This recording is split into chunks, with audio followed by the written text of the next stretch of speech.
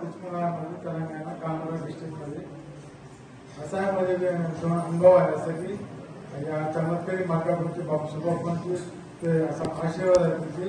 या कामामध्ये मी पण यशांमध्ये कोमाला गेलो होतो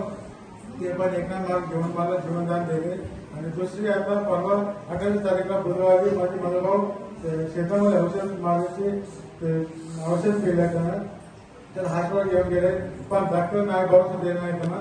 हॉस्पिटलमध्ये काय बी पाणी पण पिणं चाललंय तर डॉक्टर म्हणले तर संपलं याची काही गॅरंटी नाही म्हणलं होतं काही 8 दिवस आता आज मारला फोन केला होता परवा तर मारवा जेवण आशीर्वाद दिले आणि आता माझा येणारे तर पाणी पिकवले तर खायला त्यामुळे ते डॉक्टर तर म्हणले की याचं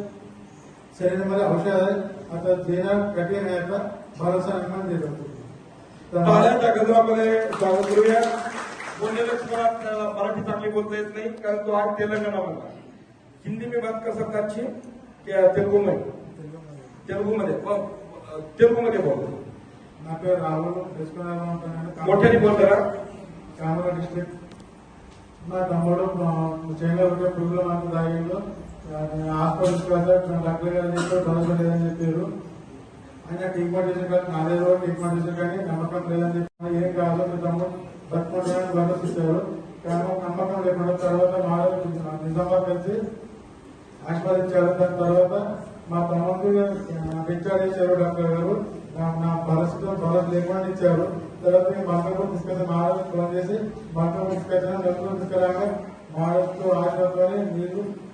బెడ్ చెప్తున్నాడు ఇప్పుడు బతుకున్నాడు महाराज आशीर्वाद जे तेलुगू मधले आहेत त्यांना कळालंय कुणाला कळालंय हातोरी करा बघा तेलंगणातले लोक आहेत बघा सगळे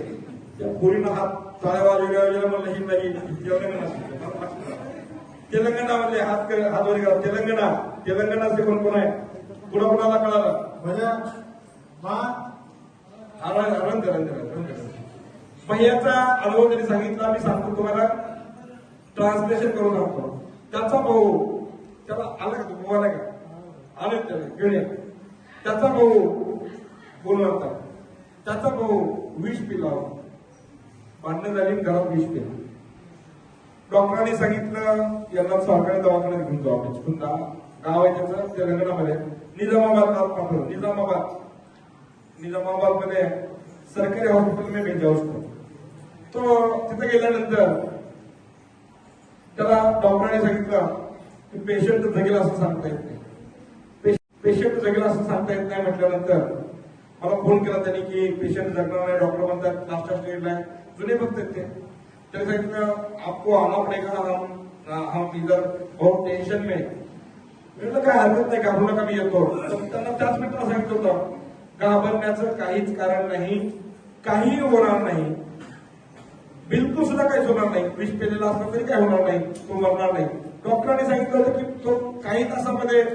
तासात जगू शकेल आम्ही तिथे गेलो आशीर्वाद देण्यासाठी परवा 4 दिवसापूर्वीच गेलो आशीर्वाद दिला बेशुद्ध होता तो आम्ही ज्यावेळी गेलो तो बेशुद्ध होता डॉक्टरने सांगितलं तो गॅरंटी नाही आशीर्वाद दिला आणि अवघ्या 10 मिनिटांमध्ये तो टकमक बघायला लागला डॉक्टर म्हणजे ऐसा कैसा हो गया मैंने बोला क्या मालूम कैसा हो गया मैं बोला लेकिन हो गया है सोचे ऐसा कैसा होता है कि उसको मालूम नहीं लेकिन होता ही सच है डॉक्टरांनी सांगितलं हा मनुष्य जगू शकत नाही जगणार नाही तेलंगणा से नेपाल वाला तेलंगणा से इसको बोल रहे थे डॉक्टर नहीं जगेगा इसकी डेड बॉडी लेके जाना पड़ेगा लेकिन ये अभी तो जीता है आपके सामने आणि त्याला आता हॉस्पिटलमधून चाललंय नाही बघा जे जगात कुठं मिळत नाही ते या मलकापूरमध्ये नसतं बघा की त्याची आई आहे पलीकडं हा त्याचा भाऊ आहे हा मुलगा आहे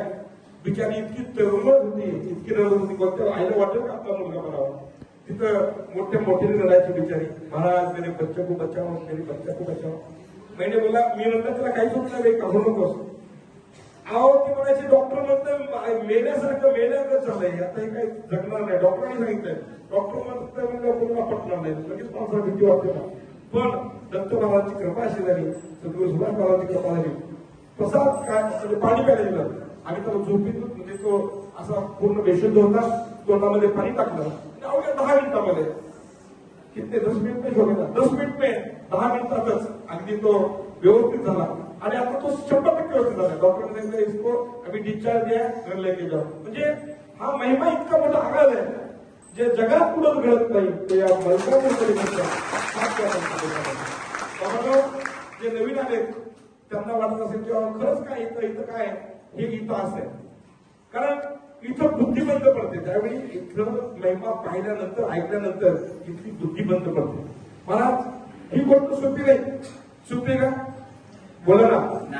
सोपं काय नाही सोपं. म्हणजे